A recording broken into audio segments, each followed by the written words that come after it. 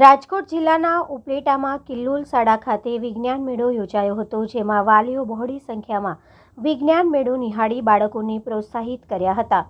ઉપલેટા કિલ્લોલ શાળા ખાતે વિજ્ઞાન મેળો પ્રદર્શન યોજાયો હતો, જેમાં વિદ્યાર્થીઓ દ્વારા અલગ અલગ પ્રકારની કૃતિઓ બનાવી હતી અને પ્રદર્શિત કરવામાં આવી હતી। આ કાર્યક્રમમાં એક બાળક જાણે કે એક વૈજ્ઞાનિક હતું, એક બાળક જાણે કે એક સર્જક હતું, એક બાળક જાણે કે એક શિક્ષણ પ્રેમીને કેળવણીકાર હતું અને એક મેડિકલ કોર્નરમાં જાણે કે એક બાળક ડૉક્ટર હતો। શાળાના ફૂડ ઝોનમાં શાળા સિવાયના જોડાયેલા અનેક લોકોએ પણ લાભ લીધો હતો, સ્વાદ માણ્યો હતો। વિજ્ઞાન ઝોન ફાસ્ટ ફૂડ, ઠંડા પીણા વેચાણ કરેલ જે લોક પ્રયોગ જોવા આવે તે લોકો ત્યાં જ નાસ્તા પાણીની વ્યવસ્થા રાખી હતી અને સ્કૂલની અંદર એવી વ્યવસ્થા કરવામાં આવી હતી। નમસ્તે, હું કૃષ્ણા ભરાડ કિલોલ સ્કૂલમાં ટ્રસ્ટી છું અને આજે વિજ્ઞાન મેળો અમે યોજ્યો છે વિજ્ઞાન દિવસ નિમિત્તે। તો બાળકોએ ખૂબ જાતની વિવિધ પ્રયોગો કર્યા છે, જેમાં 150 જેટલા પ્રયોગો છે। એવી રીતે ફૂડ ઝોન પણ રાખેલું છે, જેમાં અવનવી વાનગીઓ છે અને એવી રીતે ક્રાફ્ટની પણ અનેક કૃતિઓ બાળકોએ બનાવીને રજૂ કરી છે। આજે ખૂબ જ ઉત્સાહ અને આનંદ સાથે બાળકોએ બધું પ્રોગ્રામ હેન્ડલ કર્યો છે।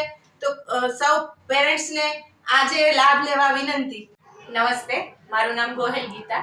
આજે કિલોલ શાળામાં વિજ્ઞાન દિવસ નિમિત્તે બાળકોએ સરસ મજાના પ્રોજેક્ટ કર્યા છે।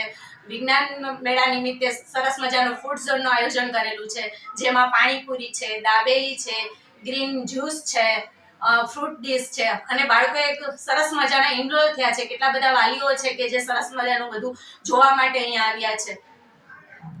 આ પ્રોજેક્ટના માટે તમે શું કહો છો કે કેટલા બાળકો આવ્યા છે અને કેટલા વાલીઓ આવ્યા છે? બોલો। ઘણા બધા વાલીઓ છે અને કેટલા બધા બાળકો મારી સ્કૂલ કરતા પણ એના ફ્રેન્ડ સર્કલના કેટલા બધા બાળકો છે, કેટલા બધા વાલીઓ એવા છે કે જે બાળકો પોતાના માસીને થઈને ઘણા બધા લોકોને સાથે લઈને અહીંયા જોવા માટે આવ્યા છે। હું ઉપલેટા કિલ્લોલ શાળામાંથી છું।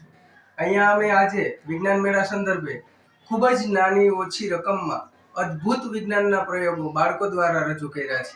બાળકોએ ખૂબ જ ઉત્સાહથી એમાં ભાગ લીધો અને ઘણા બધા પ્રોજેક્ટ્સ એમણે બનાવ્યા, જેમાં નોન વર્કિંગ મોડેલ અને વર્કિંગ મોડેલ એવા ઘણા બધા પઝલ્સ, ઘણા બધા વિજ્ઞાનના પ્રોજેક્ટો અને ખૂબ જ ઉત્સાહથી એમાં એમણે ભાગ લીધો।